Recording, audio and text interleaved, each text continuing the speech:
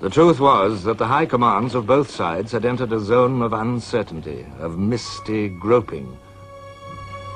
The test soon became a test of nerves, and Germany was at a disadvantage.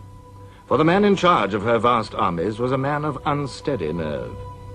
General von Moltke was a cultured, conscientious, reasonable man, but he was also a sick man and an uncertain one. Now, as the French army made a second advance in Alsace and began a great all-out offensive in Lorraine, von Moltke's indecisions grew upon him. The ambitions of other generals were a complicating factor. Crown Prince Ruprecht of Bavaria, facing the French advance, wanted to counterattack. Moltke agreed without demur. It was his first step towards the abandonment of the Schlieffen plan. No such indecision yet possessed the French. 4 years younger than Moltke's 66, the French commander, General Joseph-Jacques Césaire Joffre, was not, in any case, a man liable to indecisions. It would have been difficult, wrote Sir Winston Churchill, to find any figure more unlike the British idea of a Frenchman than this bull-headed, broad-shouldered, slow-thinking, phlegmatic, bucolic personage.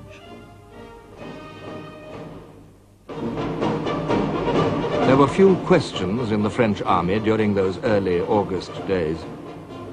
The prophets of the offensive had laid down the doctrine. For the attack, only two things are necessary: to know where the enemy is and to decide what to do. What the enemy intends to do is of no importance. With this assurance, the French spilled out over the fields and hillsides of Lorraine, bold, brilliant targets in the sunlight. At first, all went well. On August the 18th, the day after the last fort at Liège had surrendered, General de Castelnau, commanding the French spearhead, the Second Army, announced to his troops, "The enemy is retiring on our front. He must be pursued with the utmost vigor and rapidity. I expect corps commanders to instill into their troops the necessary dash." Full tilt into Prince Ruprecht's advancing army crashed the French, and learned in this first great encounter of the war some terrible truths. What the enemy intended to do was important after all. At long range, the German heavy guns, and at short range, the machine guns, devoured the gaudy lines of Frenchmen. The sense of the tragic futility of it will never quite fade, wrote Sir Edward Spears, and added that many of these gallant officers thought it chic to die in white gloves. Nobody could tell exactly what the French losses were, but they were enormous. The French Second Army came back, said Joffre, under conditions which almost resembled a rout.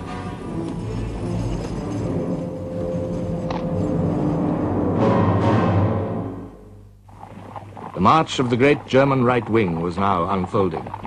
As the Belgian army retired towards the port of Antwerp, General von Kluck's First Army entered Brussels with all the panoply they could summon, streaming through the city hour after hour, a deliberate display of power to overawe the population.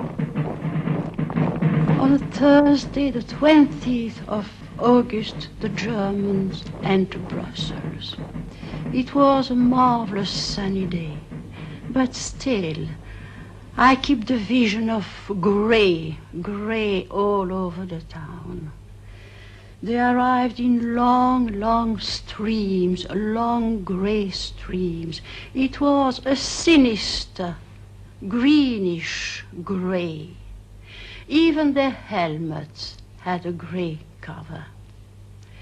They went along in the main street of Brussels with their war equipment, with their war material, heavy guns, their officers on horseback, and their music, that music of drum and fife, and always the same little tune. At the same time as this demonstration, the German Second Army, which had taken Liège, arrived in front of the fortress of Namur, and the great guns were heard again. Two things became clear to the French High Command. The Germans were evidently strong in Belgium, and the frontier fighting proved that they were strong in Lorraine. Strong on the right, strong on the left. What of the center? Surely they could not be strong everywhere. Hopefully the French struck again, in a region where everything favored concealment, ambush, and surprise. This was the Ardennes.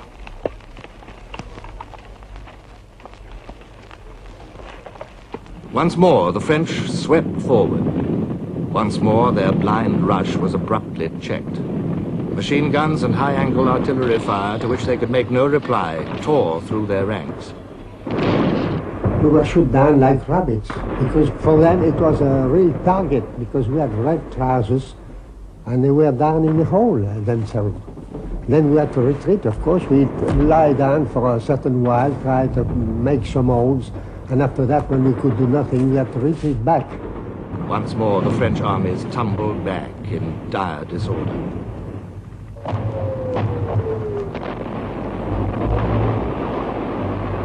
The dream was wearing thin, reality asserting itself.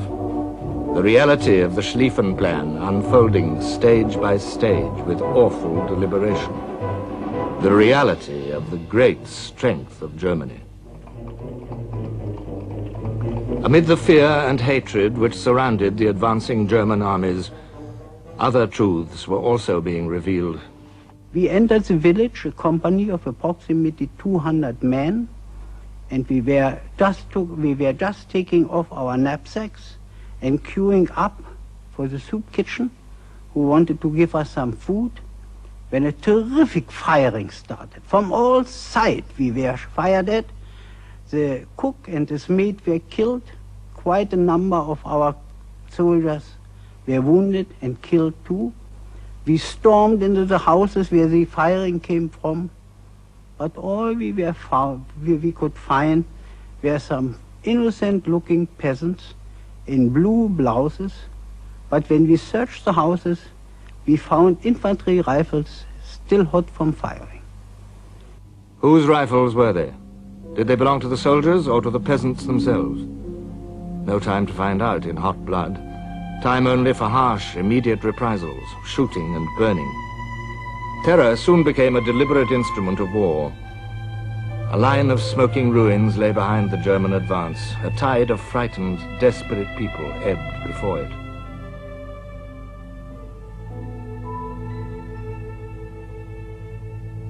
The Germans convinced themselves that they were victims of systematic guerrilla warfare.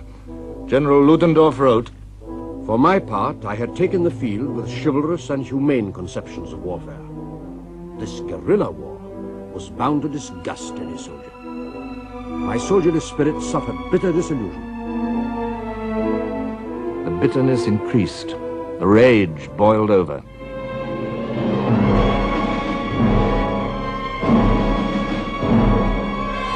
At Dinant, General von Hausen's Saxons shot over 600 men, women, and children, among them a child 3 weeks old.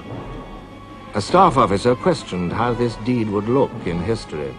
Von Hausen said, "We shall write the history ourselves." More of it was written at Louvain on August the 25th. On that day began the sack of this ancient Belgian university town. Louvain Library had been founded in 1426. Among its 230,000 volumes were 750 medieval manuscripts and over 1,000 of the earliest printed books. All were reduced to ashes. A German officer, watching it happen, told an American correspondent, "We shall wipe it out. Not one stone will stand upon another, not one, I tell you. We will teach them to respect Germany. For generations, people will come here to see what we have done." The sense of outrage grew on both sides of the line. Over the neat brick towns and the clean white farms of Belgium, the war flowed westward. The last of the French armies, General Lanzac's Fifth Army, facing the swinging end of Schlieffen's flail, edged slowly to its left, constantly sensing the pressure of the German right. As the Fifth Army approached Namur and